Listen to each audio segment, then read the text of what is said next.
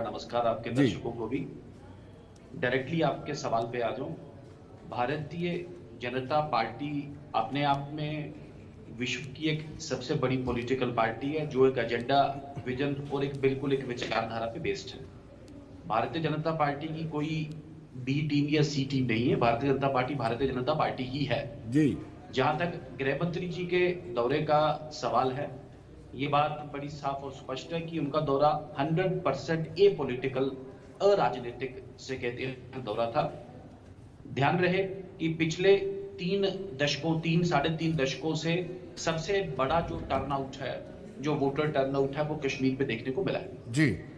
और security forces का moral बढ़ाना, एडमिनिस्ट्रेशन का मोरल बढ़ाना, और सबसे बड़ी बात, कश्मीर के युवाओं, कश्मीर की महिलाओं और कश्मीर की फर्स्ट टाइमर वोटर्स को, जिसे कहते हैं, धन्यवाद करना और आगे वाले चुनाव के लिए मैक्सिमम परसेंटेज में आए उसके लिए प्रेरित करना।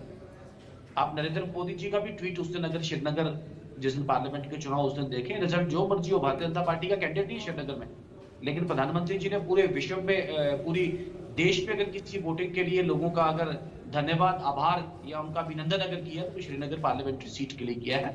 और जहां तक जम्मू कश्मीर की बात है, भारतीय जनता पार्टी के लिए सरकार बनाना या कैंडिडेट जिताना या जितवाना वो एक सेकेंडरी बात है। भारतीय जनता पार्टी के लिए प्राथमिकता है जम्मू कश्मीर में राष्ट्रवाद, दूसरी प्राथमिकता है भारतीय जनता पार्टी के लिए अमन की बहाली और अमन जिसे कहते हैं मेंटेन करना। पठान साहब एक मिनट के लिए रोकूंगा, क्योंकि ये सवाल साहिल जी ने एक मरतबा फिर किया था कि आप ये दावा करते हैं कि आपकी रैली में 2 लाख लोग आए और आपने तीनों सीटों पे एक भी उम्मीदवार को नहीं उतारा। ये सवाल लगातार हर एक सियासी जमात जो अपोजिशन में आपके वो पूछ रही है।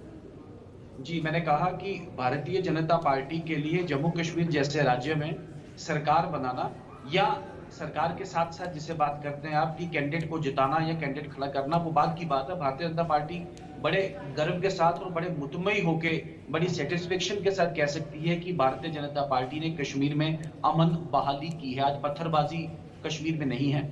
ये जो चुनाव हुआ है, इसका पॉइंट नंबर 1, एक ऐतिहासिक वोटर टर्नआउट मिला है। दूसरा, वायलेंस फ्री चुनाव है, कोई वायलेंस इसमें नहीं हुआ है। तीसरा, कोई बाइकआउट कॉल नहीं आया इसमें।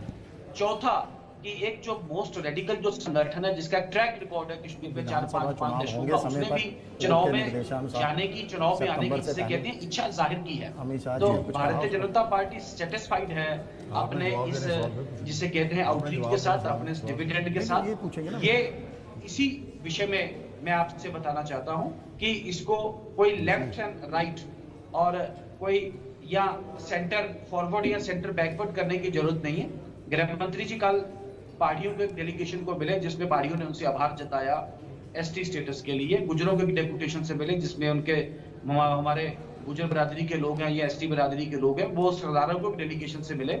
और फिर चूंकि भारतीय जनता पार्टी के भी कार्यकर्ता है, वो भी एक उनसे जिसे कहते हैं अनौपचारिक तरीके से मिले। हाँ, ये बात साफ और स्पष्ट है, भारतीय जनता पार्टी 3 परिवारों की मोनोपोली है जो उसको खत्म करने के लिए भारतीय जनता पार्टी वचनबद्ध भी है, कटिबद्ध भी है। और ये 3 परिवार इस लोकसभा चुनाव में या आने वाले विधानसभा चुनावों में भी दिखाई नहीं देंगे जम्मू कश्मीर के राजनीतिक परिप्रेक्ष्य पे।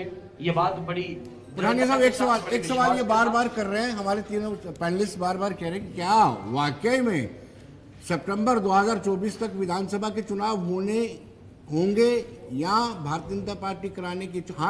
हालांकि आपके पास ये सीधा सीधा जवाब रहता है कि ये प्रोरोगेटिव जो है इलेक्शन कमीशन ऑफ इंडिया का रहता है, लेकिन इनको चिंता है क्या होगा। एक सवाल और, क्या आने वाले विधानसभा चुनावों में बीजेपी कश्मीर से अपने उम्मीदवार उतारेगी जी या लोकसभा चुनावों जैसा ही होगा? आप बेफिक्र रहें, आप तैयारी करें। भारतीय जनता पार्टी अपने चुनाव चिन्ह पे जम्मू में भी और कश्मीर में भी जिसे कहते हैं चुनाव लड़ेगी। भारतीय जनता पार्टी के उम्मीदवार एक बड़ी तादाद में, बड़ी मेजोरिटी में जीत के आएंगे। भारतीय जनता पार्टी की सरकार बनेगी जम्मू कश्मीर में। ये बड़ी विनम्रता के साथ और बड़ी सिद्धता के साथ और आत्मविश्वास के साथ मैं आपके चैनल पे कहना चाहूंगा इसमें। और ये जिसे कहते हैं कि आपसे भी मेरा अनुरोध है कि आप भी जनता के विषयों पे बात करें, जम्मू कश्मीर के विषयों के बात करें। ये जैसे कहते हैं नॉन इश्यूज पे बात करना, नॉन इश्यूज पे एंगेज करना। मेरे मित्र कांग्रेस से कह रहे थे कि धारा 370 को हटाना बहुत बड़ी गलती है, ब्लंडर। मैं काउंटर क्वेश्चन पुट करूंगा, क्या ये कांग्रेस का आधिकारिक और औपचारिक स्टैंड हो जाए कि धारा 370 को हटाना एक बहुत बड़ी गलती थी कांग्रेस। बिल्कुल पठानिया साहब सुनिए, पठानिया साहब 5 अगस्त 2019 को धारा 370 हटाई गई। 6 अगस्त का जो है हमारा रेजोल्यूशन है, और हमारा जो रेजोल्यूशन है वो पूरी दुनिया के सामने है कि जिस तरह से जम्मू कश्मीर के अंदर जो है धारा 370 को हटाया गया वह अनकॉन्स्टिट्यूशनल है, वह बिल्कुल जो है गैर संवैधानिक है। जिस तरह से मैं एक सवाल पूछना चाहता हूं पठानिया साहब, आपसे ये सवाल करना चाहता हूं कि आप ही के बड़े लीडर अनुराग ठाकुर साहब जो है वो जम्मू कश्मीर के अंदर आए हुए थे और उनसे ये सवाल किया गया कि भाई हिमाचल के अंदर जो है वो धारा। एक मिनट के लिए सुन ले मुझे साहिल जी, आपके ध्यान में रहे कि ये जब प्रावधान भारत के संविधान में आया, मैं आपको और आपके दर्शकों की तरह ध्यान में अपना एक व्यू पॉइंट लेना चाहूंगा।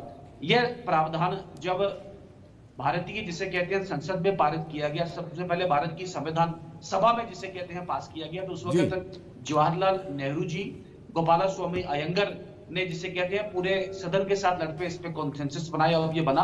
और उसमें जब इसे स्पेल आउट किया गया, इसमें लिखा गया कि it is a temporary provision, ये टेम्परेरी है। ये मैं आपको कॉन्स्टिट्यूंट असेंबली को रेफर कर रहा हूं। फिर सितंबर 1963 में नेहरू जी ने फिर भारतीय संसद में कहा कि धारा 370 एक टेम्परेरी प्रावधान था, हमने तकरीबन इसको खत्म कर दिया। कौन कह रहे हैं? जवाहरलाल नेहरू जी। आप कह रहे हैं गलत हुआ। सुन लेना मेरी बात, सुन लेना प्लीज। ये सिर्फ एक शेल है, इस शेल के अंदर है कुछ नहीं। उसके बाद बार बार जिसे कहते हैं नरसिम्हा राव जी आए, उनसे किसी ने पूछा धारा 370 जी, वो कहते हैं घिसती खुद ही चले जाएगी उसमें। तो जो काम कांग्रेस नहीं कर पाई, जो कांग्रेस ने देश को कमिट किया, पूरे राष्ट्र को कमिट किया, उसे अगर भारतीय जनता पार्टी ने